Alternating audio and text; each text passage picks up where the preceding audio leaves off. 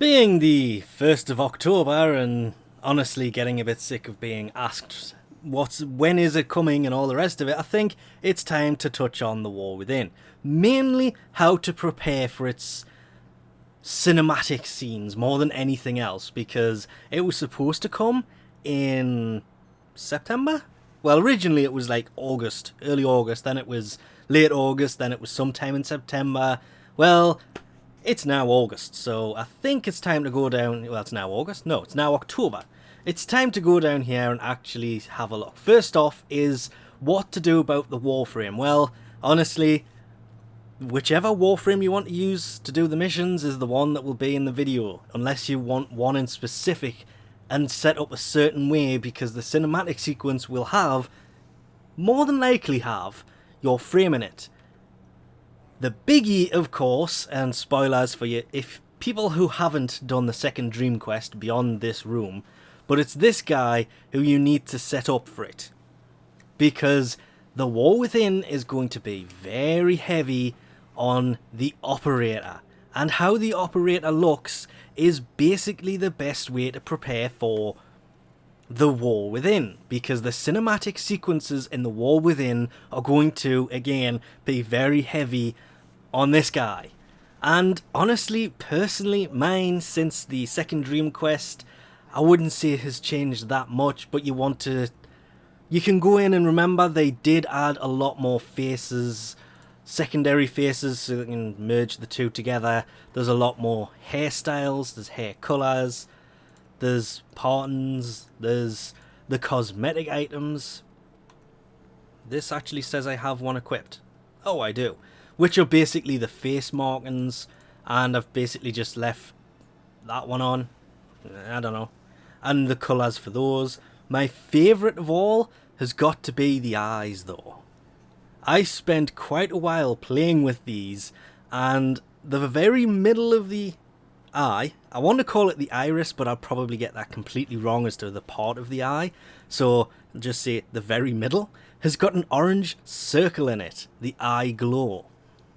Then the outer eye is basically purple, with the inner being green, and it just looked weird with the green and the orange, so they are two of the colours that I tend to have on, well, most frames, as you can probably tell from the orange and the green, which Frost has been rocking for 3 long years. So fitting them very nicely into the eyes, I like that. That's pretty much the only change I've really made to them, apart from, obviously, you have to decide what suit to wear, remembering there is now 4 of them, and some of them do look pretty nice. I do like the Manjuka, however you want to pronounce that, because it reminds me a lot of Limbo wearing the suit, but at the same time Frost, because it's got the coattails, if you will. So though I like that one, I think I'm just going to stick with the Veradi. Still probably pronouncing that wrong. Verada. Because it's just cleaner more than anything else. The rest of them, it's not that they look bad, it's just that one seems to be cleaner, and there is a lot more fine detail to it that I'm hoping will raise a few problems. Then there's different sleeves you can put on. Some of them, of course, look totally weird unless you put on the rest of the stuff. I still like those. Probably my favourite by far, but you would then have to colour them to match the rest of the suit, so I just kind of stuck with the same ones that match the Verada ones.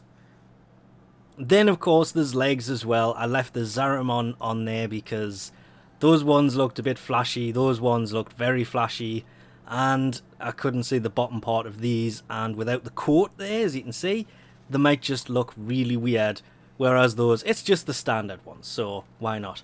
And weirdly, if you have bought some of these other ones, there are different parts you can have. You can have the skirt, massive skirt thing, or the little pocket things. I didn't actually know you could take those off. So I've taken them off so it's a little bit smoother. Then obviously there's different colours to them. You can see I've just left the colours normal.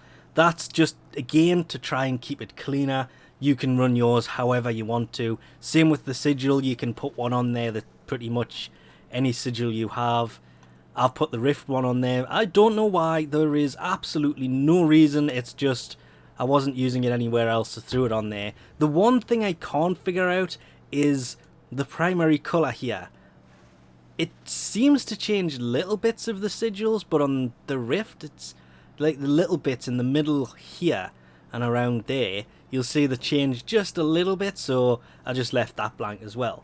The big part of this is which HUD do you wear? I was really tempted on running the Zaramon one just because it's the standard HUD and it's going to go more in line with the second Dream Quest because you're wearing this pretty much the same stuff.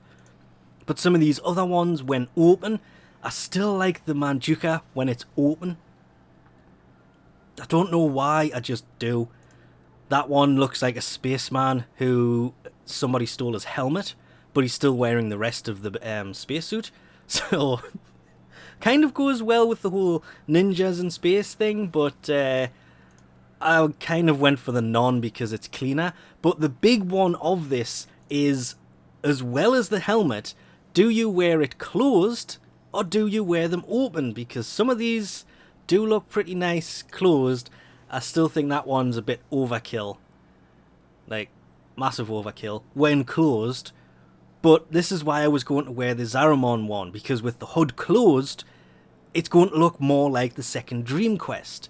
Remembering, without it, I'm assuming during the cinematic part you will see the lips and everything else move. Hence, I don't have a HUD on at all. I took mine off.